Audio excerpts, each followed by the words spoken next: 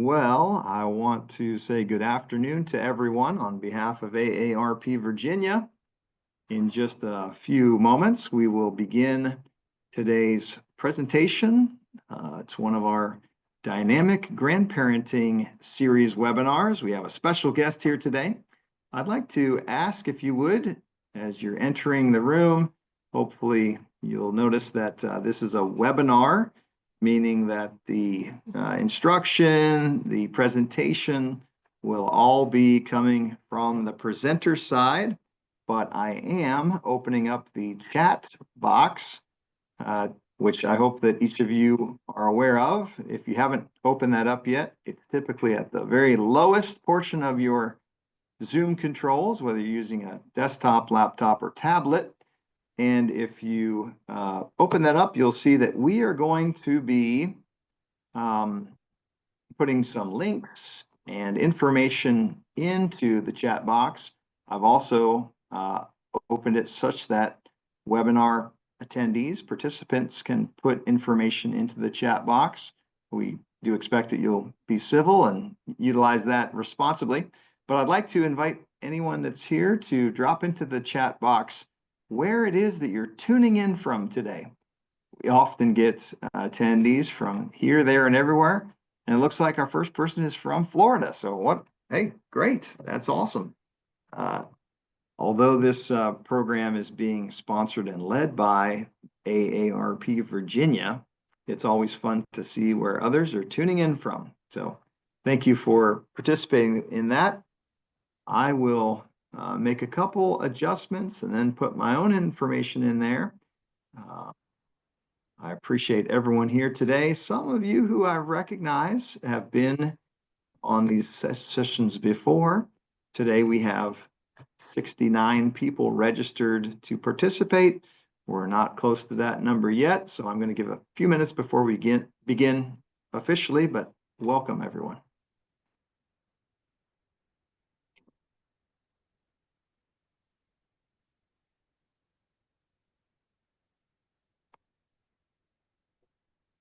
Knoxville, Tennessee, others from Virginia. Let me make sure I've got everyone listed here and those who are to serve as co-hosts assigned in that manner.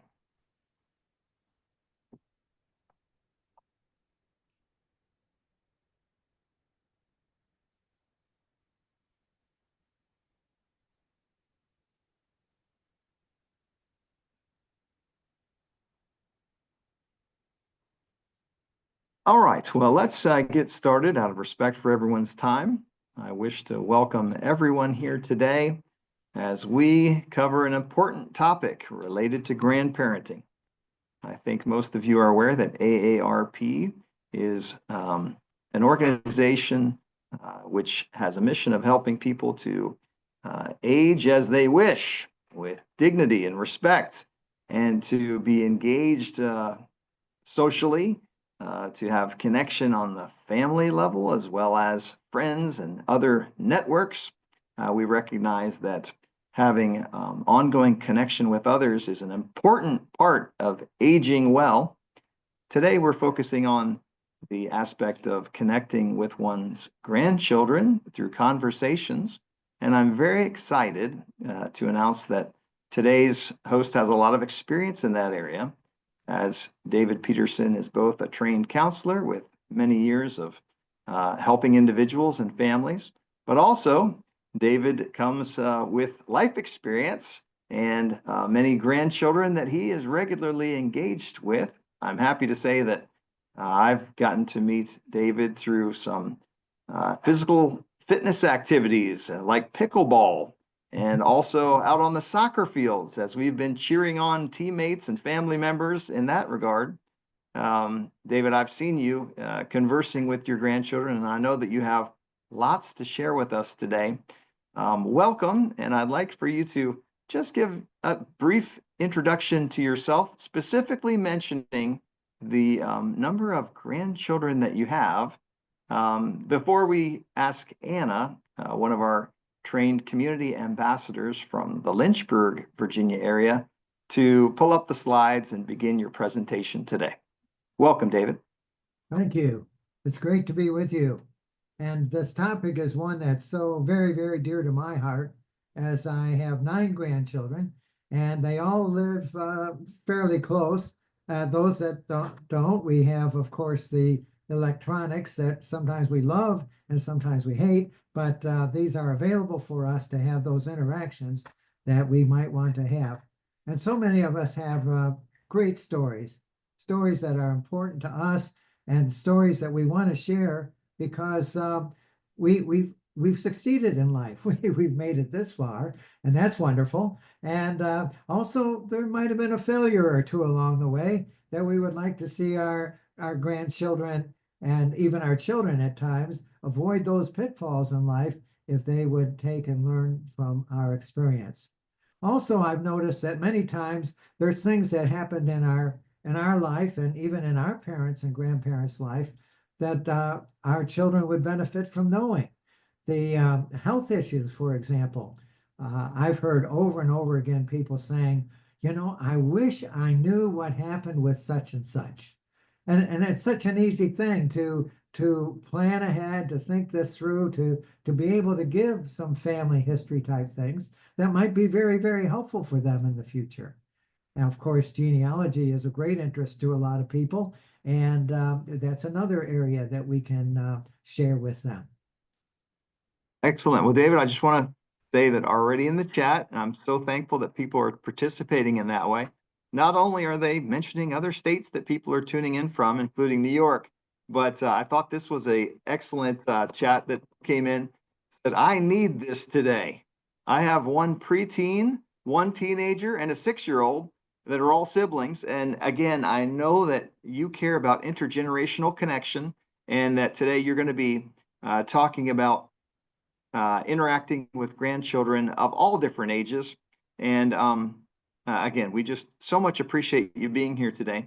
As you begin the program, I want to make sure that everyone who is participating is aware that we will offer a time for question and answer at the end of the session. If you do have a question, feel free to drop that as soon as it comes to you in the question and answer box or in the chat box. I'm going to be watching both, utilizing text typing. We're not opening it up for audio questions, but I do want to make sure that we have the opportunity to include any questions that you have. It could be challenges or even best practices that you want us to share as we get towards the conclusion of David's presentation. And with that, David, I'll turn it over to you. And Anna, thanks for advancing the slides as David walks through today's program. Yes, thank you, Anna. We appreciate it. So let's move through to the next slide, please. We see here a group of smiling faces, and that's what I often see when we tell stories. Sometimes they're faces of, wow, that's a neat story. Sometimes it's a face maybe not quite so happy where they're saying, I've heard that before, but some of these stories they really need to hear again. And this, of course, creates opportunities for purposeful and enriching conversations and bridges the gap between heritage and modernity. I find that people that are the same the world over, stories are incredibly important. History, by and large, is stories. The Bible, by and large, is stories. People love stories, and you all have life stories that would be very interesting and stimulating to others. Maybe they wouldn't be interesting, but they're needed. And so I would be encouraged and encourage you to be bold in taking this opportunity to think through your life stories and which ones you might want to share in a special way. Secondly, so you'll be ready. Anna, please advance to the next slide. Knowing your audience and their interests. As you know your grandchildren, you may know some more than others just because of distance and so on. But the greatest way to know their interest is to ask questions and listen. And people like to talk. Have you ever noticed that? People like to talk. So if you ask them questions, they will talk. And thus, we're going to go in further slides, talk about what kind of questions you can ask. But think that through. I want to be, one, prepared. I want to have stories ready, thought through. Secondly, I want to know their interests. And as I know those interests, then we can begin to connect the two. Simple language is not, I don't think, a big problem, because unless you're some kind of a professor or something, and English professor, probably even they would do best at using the simple language. But of course, that goes down to being age appropriate if you have a very, very young child. Young children love stories. There you can see the storybooks. And so maybe some of these things you can put in that venue. And encourage questions and active participation. Let them ask you questions as you're asking questions, and create a comfortable storytelling environment. It might be at bedtime. It might be at a mealtime. There are times that are more comfortable than interrupting them when they're doing something by saying, hey, there's something I want to tell you. Well, at that point, it better be pretty important, because they're occupied in something else. But meals, bedtime, family times together are optimum times to tell the stories. Next slide, please. Many stories are waiting to be shared, and there's a desire to teach and connect deeply, but again, that's very much age related.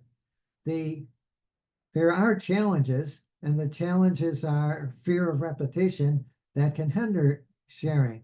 How many times have you heard, you've told me that before, or I've heard that before? You know, that does not mean they don't need to hear it. One good way to deal with that is to say, well, what did I say? Let them tell your story. And that's really interesting to hear them tell your story back. And that indicates that they really heard it. Furthermore, that solidifies the story in their mind, because people often only hear what they say. So if they say it, you might make a few corrections and so on. The repetition can be good.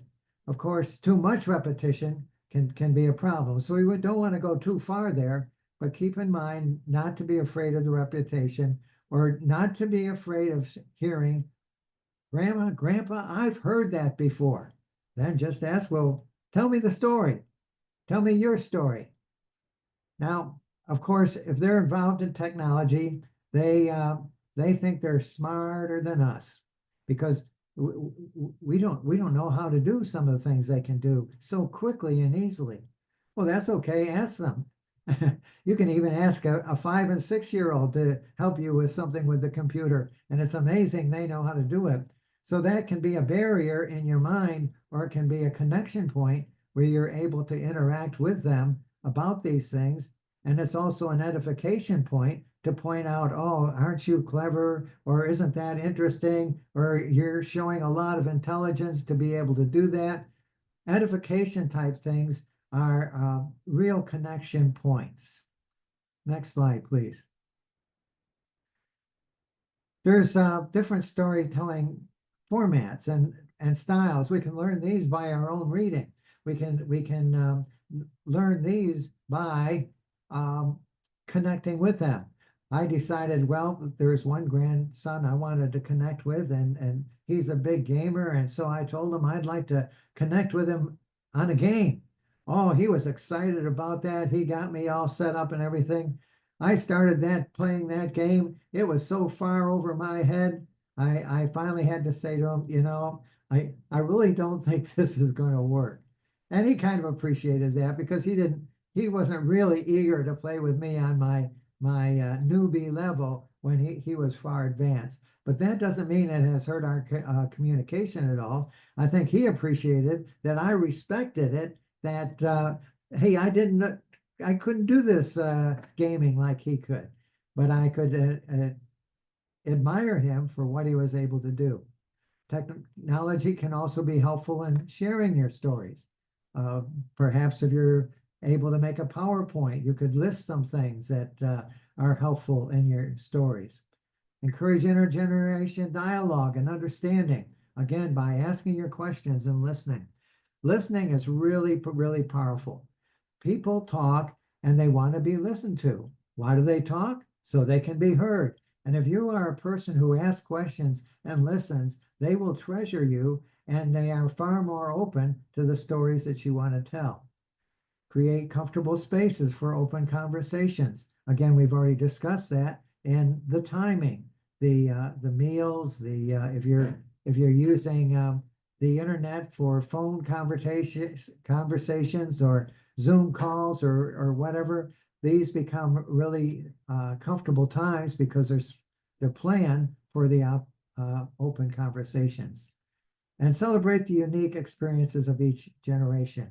Your children are having unique experiences, your grandchildren, that we've never had, but that's all right. Those are the opportunities to ask the questions that will help in the connection. Now, this might look a little bit confusing, but at certain ages, and we covered this in a previous time together, there's certain ages where we can converse and connect. Ages birth to 3, the primary need of the child is to survive and for comfort. They want their diapers changed, they want to be fed, and so on. The way we connect is to keep them safe, and nurture them. Just hold them, look in their eyes, talk to them, listen to them, babble, talk to them. You're establishing a relationship even back when they're as early as ages birth to 3. And ages 3 through 6, that's the period of exploration. They want to check out the sockets in the wall. They want to touch things. They want to see things. They might want to touch some of your treasures or hold some of your treasures.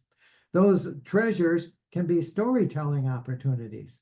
And perhaps you don't want them to hold it, so you could hold it and show it to them and explain it to them so that you're again making a big connection, and because you want to protect them and guide them.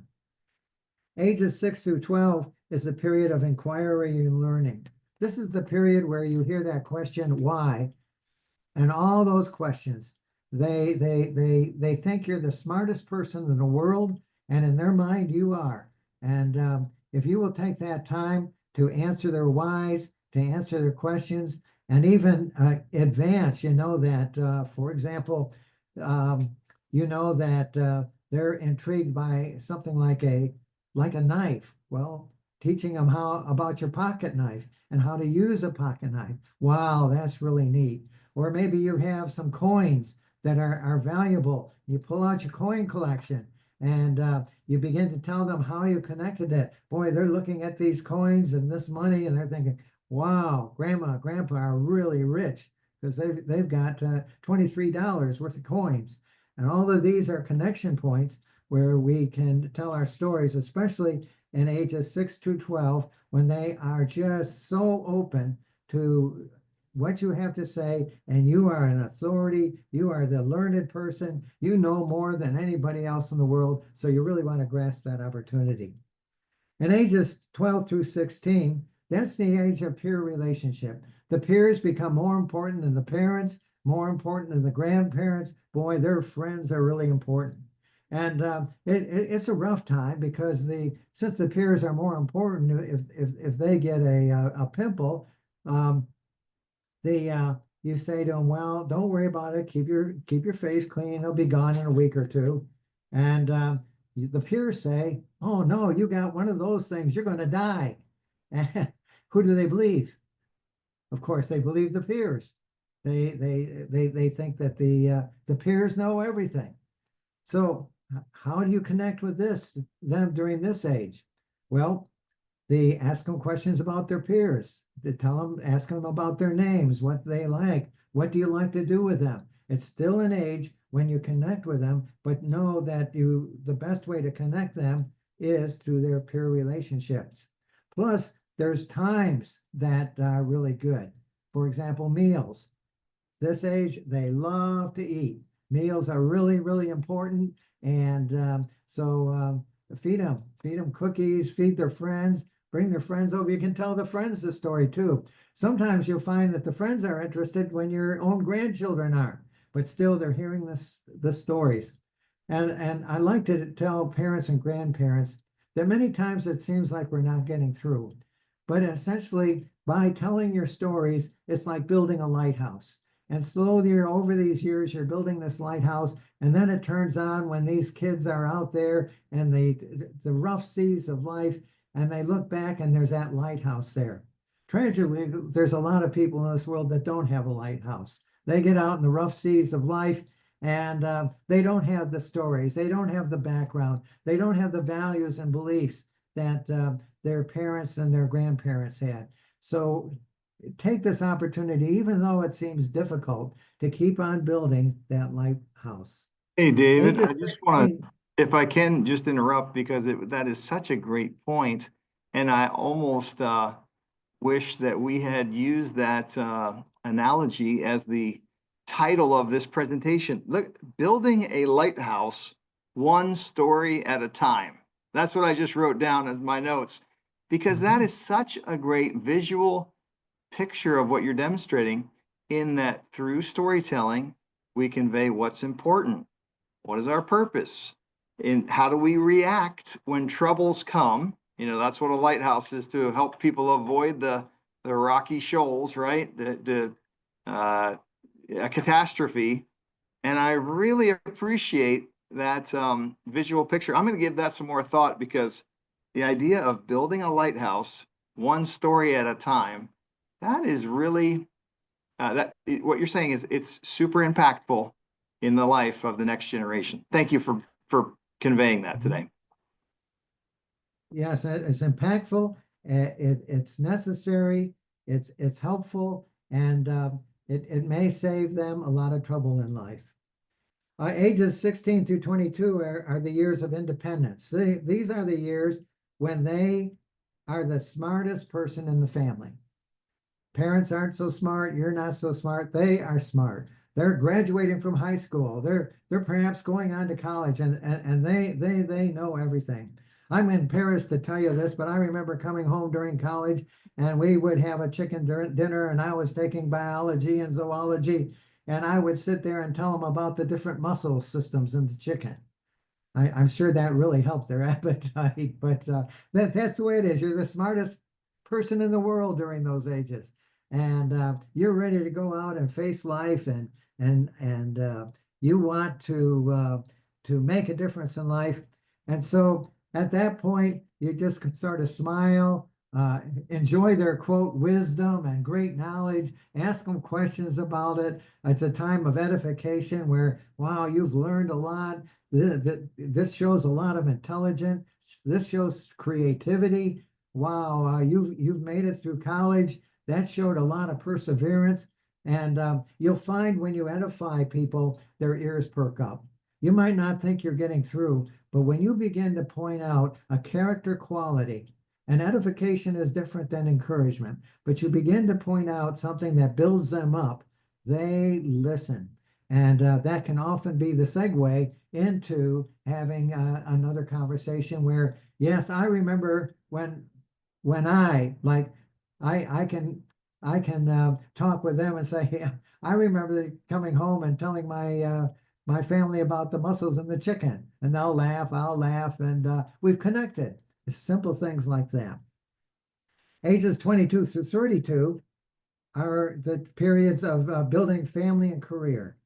This is the time where all of a sudden, where in the period of independence, you didn't know me very much, they knew everything. Now they begin to notice that maybe you did know a thing or two. Maybe you were successful in a thing or two. Maybe you do have something to offer. And so at this point, they're a little bit more open again to hearing what you have to say. However, in the ages 32 to 50, they get into the time of raising family, pursuing career, observing, and this time they may or may not come to you seeking advice, but there's always one thing that you can do. You can ask, would you like to know what I think? And I find asking is very, very helpful because if I just begin to tell them, giving them my great wisdom and advice and story, and they're not ready for it, then then they're going to shut me down. They could look like they're interested, but they can be miles away as an adult thinking about something else. However, if I ask, would you like to know what I think, or would you like a bit of advice? If they say no, I can say, well, okay, all right, I won't tell you. Have you ever heard the saying, curiosity killed the cat? Well, they'll be thinking, you know, grandma, grandpa, mom, dad, they had something they wanted to share with me that might be important. I wonder what it was. And so the next time you ask them, they might be more open for advice. So ask them, would you like to know what I think? Would you like to hear my story? Would you like some advice? They say no. Well, then, okay. But if they say yes, then you have them. You have the audience. You can say whatever you want to say because they gave you permission to say it, didn't they? And they gave you permission because you asked. You just didn't tell them. Again, I just am so thankful that you're giving advice to us. We've asked in a way by registering for today's event. You know, no one had to do that. No one was forced to do it. You're sharing experience and wisdom. You're telling a story here. So thank you for modeling what you're talking about. And I do so appreciate your caution. You know, when you present on this topic, it would seem perhaps like, hey, every time you're with your grandkids, you should be sharing stories every single time and, you know, share the advice and wisdom that you come to the table with, having a perspective of someone who's been there and done that. But you are pointing out we do have to be judicious. We don't want to come across as know-it-all grandpa who always has an answer for every single thing and is not willing to listen as well as to share. So thank you for being balanced in the way that you're presenting this information and truly setting us up for success. Keep going. I just want to encourage you as you're walking us through these different ages and time periods. Thank you. Thank you. All right, let's look at the next slide, please.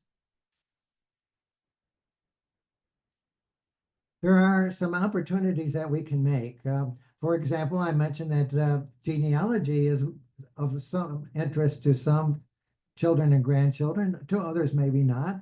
But you can actually have a time when setting an evening, and you see a meal there, setting it around a meal, that's always a safe thing to do to get attention, and then say, okay, let's go to the living room or let's go to the other room and let me show you some of the thing about our family history. You might not be interested right now, but it's just really helpful information to have. And so we'll just take an hour or two just to go over this. They may bring their phone with it and they sit there and do their phone, but you know, they're still hearing. And that when they hear those stories, they're in their mind. They might not be using them there, but it's far better than if they don't hear it at all. So go ahead and tell the story. And there'll be some that obviously are not interested, but that's okay. There'll be a few that will. They're still hearing the story. Or perhaps you'll host a photo sharing session with loved ones. I got out a bunch of old slides and put them in the form of electronics so I could put it on the television. And I thought, wow, this is going to be a really interesting session because I've, you know, 4 children, 9 grandchildren. They're wondering what their parents are like and what they looked like when they were a kid and so on. I got 0 interest, 0. It was amazing. I was sure that this was going to be a winner, but they're so involved in life. They're so moving forward that this was not something I could force on them, but at least they know that these photos are available. And coming a time, I believe that they will become more and more interested in this just because I made it available. Create a storytelling circle with grandchildren. I find that as the grandchildren are together, that, again, if the older ones are interested, the younger ones will pick up on that. And that, so that works well in having them all together. Reflect on the life events that shaped you, and make sure that they're positive life events, that they're not excuse life events, that they're positive in the sense that I remember things that were shared with me that I felt that were not good things, like mischief that my father got into and my grandfather got into, that I thought, well, I need to go and exceed that. That's not a good idea. Fortunately, I'm not in jail, haven't been in jail, but remember to keep it positive. Tell them good stories, tell them the victories, tell them moving forward, or if you tell them bad stories, tell them the consequences of that, what you learned from it, and why you wouldn't do that again. And share the family history to inspire connections. Your family has strengths that you would certainly want to see them carry on. And so that's a matter of helping them know that in my family that we're a Peterson, and the Petersons are active people. The Petersons are people that are out there doing new things and bold things. And it's interesting to see how the grandchildren capture that, and and inspires them, and they move forward. Next slide, please. Some things that are effective are in a husband-wife situation, having a tag team, or even a tag team with the children to the grandchildren, where you're involving them in the storying sessions as well, where you're saying, well, with my wife, I'll pass the ball to her. Well, you finish this part of the story, and then she'll pass it to me. It just makes it more interesting because one person isn't talking. Or sometimes it might involve one of the children. I'll say, well, what did you think about this when this happened? Or how did you like that trip? What was meaningful to you? So you're involving many others involved in the story session as well. Again, asking thoughtful and reflective questions. Is this something like you would like to do? Does this encourage you? What do you think about it? And so keep those questions going, giving them an opportunity to talk, because remember, people like to talk, and they talk because they want to be heard. So you want to hear them and involve them in the story time. Repeat the famous stories with intention. There's certain things that will be valuable for them to hear over and over again. I mean, I can still hear my father saying, well, if you put your tools back, you always know where they are. Well, earlier in life, I just set a tool down and forget it. Later in life, I'm thinking, well, that's true. I don't lose my tools when I put them back where they belong. And so that favorite story then becomes something that I can pass on to them, and will just help them along in life. For a while, they might leave everything out and unorganized, but again, it's in there, it's up there, and it's something that they can operationalize at a point in their life. Apologize for misunderstandings when necessary. There may be things that are differences. They may be political, they may be religion, or someone that somebody is offended by or doesn't like. They don't like the fact that you worked for such and such a political party over a period of time. And an apology always clears the air and says, well, I probably shouldn't have shared that. I didn't mean to offend, and I hope you'll forgive me. Remember, not will you forgive me, but I hope you'll forgive me. That gives them more of a choice than will you at the moment. That takes the pressure off. So if there's any misunderstandings or a lack of appreciation for what you're saying, although it's important to you, and probably could be very important to them, we want to keep the air clear between family members. And remember that love covers all mistakes. If we just sense that, well, we're just so different, it just doesn't seem to matter, it doesn't mean anything. Love covers a lot of mistakes. My older brother is 13 years older than me, and there would be times when I would come to him when frustration, even though I'm a counselor and a Christian, I would say, Ron, what do we do about this? And he would give me really good advice. He'd say, Dave, just love them, just love them. And that's one thing that I remembered and continued to do. And in our family, we love one another. And it's so neat to get family gatherings where we rent a house, all 18 or 20 of us get together. That none of them all come at the same time, but we'll spend a weekend, a long weekend together, and to see the kids get along, to see the older grandchildren loving the younger grandchildren and the interaction, and say, wow, that love really paid off. We want to love them. We want to be giving. We want to serve them. We want to listen to them. And then let me ask you, how much is that worth? There's no amount of money that's worth that much. Well, Dave, I want to just again chime in and give you a thumbs up and recognize the fact that part of what you're pointing out is that as a grandfather, you and your wife are attempting to make safe spaces where individuals can share, showcasing love to one another and valuing the input that's given. A number of times here you've mentioned kind of both ways, conversation both ways. And I really appreciate you pointing out the idea of asking permission to share advice and giving choices to kids regarding forgiveness, a sense that, hey, you're an individual who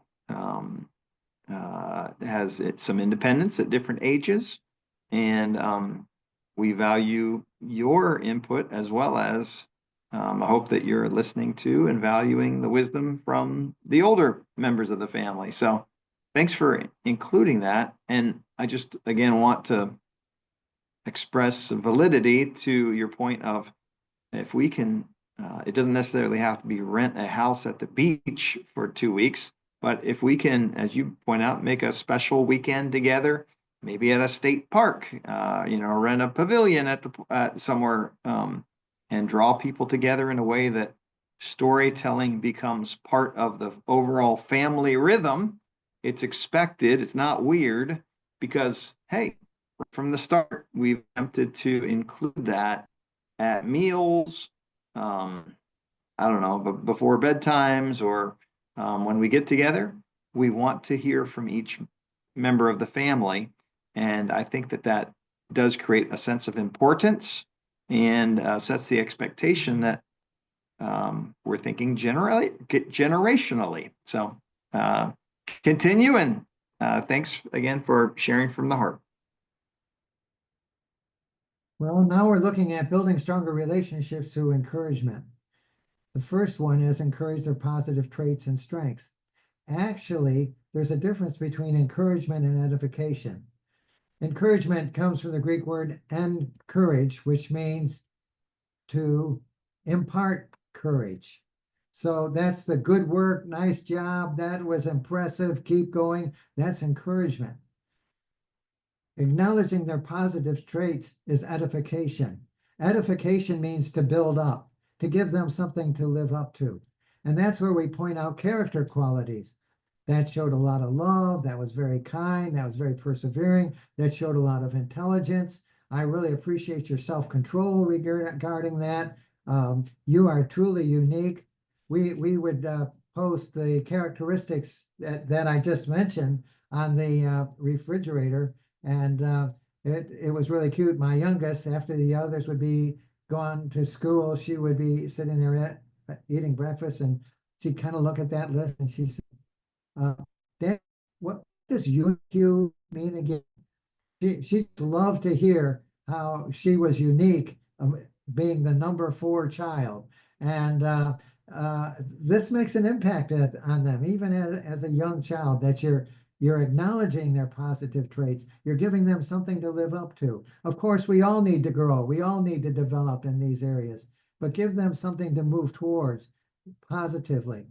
I would recommend that you write your affirmations down to show your support. I have a piece of paper that is readily available with the names of my different family members, and I've noted their different positive traits so that I'm ready. I've thought ahead that I can capture those moments to point out these things that are going to help them and give them something to live up to. Also, speak with love and curiosity always towards them, and enjoy the relationship by sharing experiences, asking for their share experiences, and create the moments that strengthen your bonds. The meals, the meetings, the times together, the retreats, and have those things. Now, something that I think is very, very important, and that is to plan ahead, to think ahead. And you might, I found what was helpful was to write down make a list of some of the really neat stories that I think about in my life. And many of them I haven't been able to use because the opportunity hasn't come up yet. But interestingly enough, it put me in a storytelling mood where I had that in mind. And also it gave me confidence because I was ready. I have the stories, I know what they are. And since I'm ready many times, and since I've prepared many times, I end up stories that I didn't think of telling them because the situation with where they are in life and their interests created the opportunity, and thus that brought back in mind a story, and I was ready to share it. Okay, next slide. And Dave, if I may, I'll let you know that one of my friends, his father passed away at the beginning part of this month, and they had a memorial service. And it just so happened that his father had spent time writing down many of the stories from his time in Vietnam and from other episodes in his life.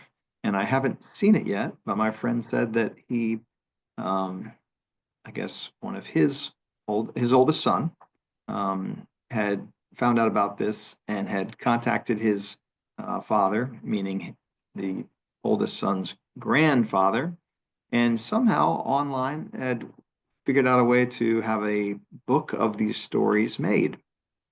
And so my friend said, I'm purchasing a copy of this book for each of the grandchildren to have.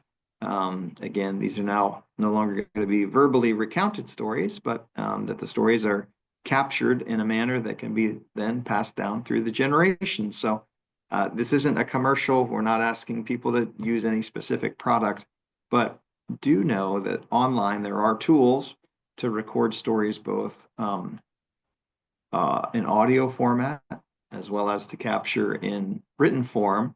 And one of our participants in chat mentioned that currently there's some estrangement from grandchildren, yet wanting to make sure that there's a way to share and showcase life stories. And I'm just offering that as potential hope or as an option that might work if a grandparent is not allowed to or cannot be right with their grandchildren on a regular basis, but may be able to send something or even capture something, knowing that at some point a grown adult grandchild may have access to those stories down the road. So, hey, I just want to thank everyone who's putting information into chat. That is working well. I want to, again, David's not done with his presentation. I hope you don't feel rushed, Dave, when I pop in and share a few Oh, things. not at all. Or that I appreciate what you you have. told me that's permissible, but I hope I'm not ruining your concentration. I just want to again remind folks that you're welcome to put your questions into the chat box or into the Q&A field.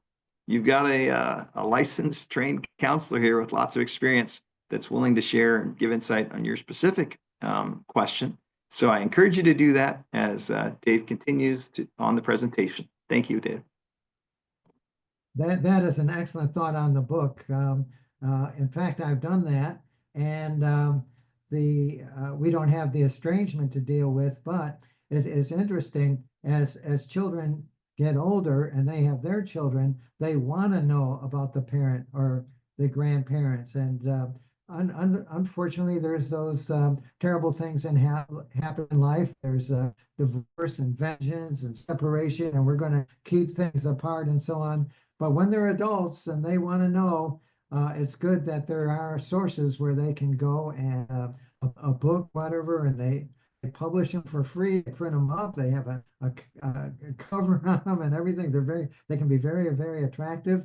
You can actually have them edited, or you can use some of um, the AI tools that you there for clarity and for that to help you with the writing and telling your story. So that's an excellent thought for those situations where there might be some estrangement, distance, uh, some things that don't allow that communication. You can still tell your stories in the written and the verbal form. So I just want to I want to support your statement on that. That's a very, very important point.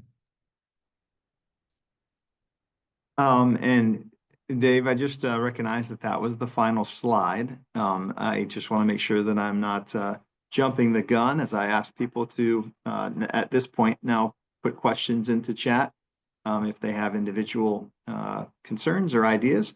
But I don't want to make a final statement here if it's not truly the end of your official presentation. Was that the final slide in your book as Yes. well? And Okay, great. we want to thank Helen for arranging these slides for us, and Anna for helping present them for us. Great, Anna, you did a great job. Thanks so much for being willing to share. I just noted a few different things here. One was that you pointed out the importance or the potential help that sharing treasures can be when listening stories or sharing stories in a way that younger kids could like to touch and hold and feel something, like a coin or a special picture or something.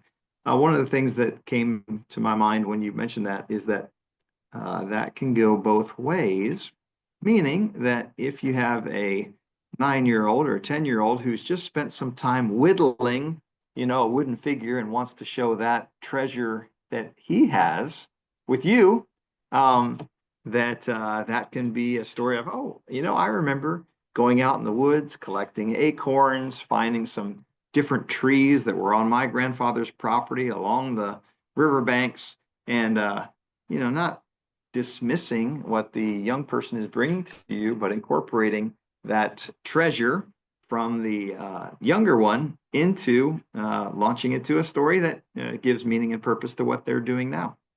Exactly. Excellent point.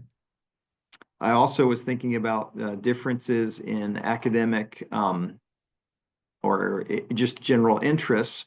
I wrote down here art and music. If a grandchild is taking art classes at school or really focusing on that type of artistic expression, I think it's a reasonable and worthy thing to, get involved in that, go to see demonstrations or, supporting them in that work. And then also to transition and say, you know what, Audrey, when I really love the fact that you're engaged in painting and sculpting or whatever artist work. When I was your age, my parents had me truly focus on music instead, a different type of artistic expression. Would you care to hear some of the songs that we used to listen to in this time period? And again, allow for different types of artistic expression, validating and appreciating what grandchild is doing, but at the same time, drawing in your own experience and giving them a little bit of history in that way. Yes, and the refrigerator door is a great space to place some of these things, these pictures and so on, pictures of the concert or whatever. And Yes. just watch, they walk in the kitchen, they're going to be looking to see if it's still up there. And it doesn't need to be up Place there them on. forever, but it's got to be up there for a while where they see that you treasure that enough to put it out there. Yes. Yes. I just so much appreciate these practical examples and ways that we can get engaged. And again, all that is with that wonderful admonition that you've placed in that we're attempting to showcase love through the stories that we share. In some ways, it's giving direction and encouragement. In other ways, it's warning of dangers. And again, continuing the family line with values that are incorporating each person and working towards the goal of serving others. All right, I'm looking here at some of the last chat that have come in, and then we're not going to belabor this or keep anyone on longer, but we're going with someone saying, hey, we got someone's interested in genealogy with a large framed family tree, and the grandchildren always look for their leaf when they come in the door. So somewhat similar to the refrigerator aspect of, hey, I'm important because look, I'm on that tree right there. I have a place in this, grand scheme of things generationally. Appreciate again the idea of thinking creatively of how we can get stories across when family dynamics don't always lend themselves to incorporating firsthand. And Joyce, one of our volunteers here in the Roanoke area, has asked for me to share that prior to her husband's passing, that one of my children was able to interview him and capture many family stories, long-standing family stories of his grandfather and working with his cousins and interacting in different ways, such that many of the stories that were told over and over at family reunions wouldn't be lost. And at times, video can convey the excitement, the energy, the emotions around what was taking place that unfortunately written down in a book can't always capture. So Joyce is giving thanks and appreciation to my one of my older daughters who took on that responsibility and was able to bless their family. And I know Joyce continues to use that video recording of storytelling with grandchildren who have spent time with their grandfather, but are missing him very much. All right, we're receiving thank yous in the chat right now. David, just thank you so much for giving us your time today, sharing your wisdom and experience. It's a delight to have you again as a guest. This is your second time on Dynamic Grandparenting. I'll let folks know that this session was recorded. Within 2 weeks, you'll receive a copy of it with a link that you can share with others or watch again. I hope that everyone has appreciated the content, and I want to let you know to keep your eyes out for future dynamic grandparenting workshops and webinars. We're glad that you were able to participate with us today. And with that, we say, have a wonderful day and a good weekend ahead. Goodbye, everyone. Wonderful day.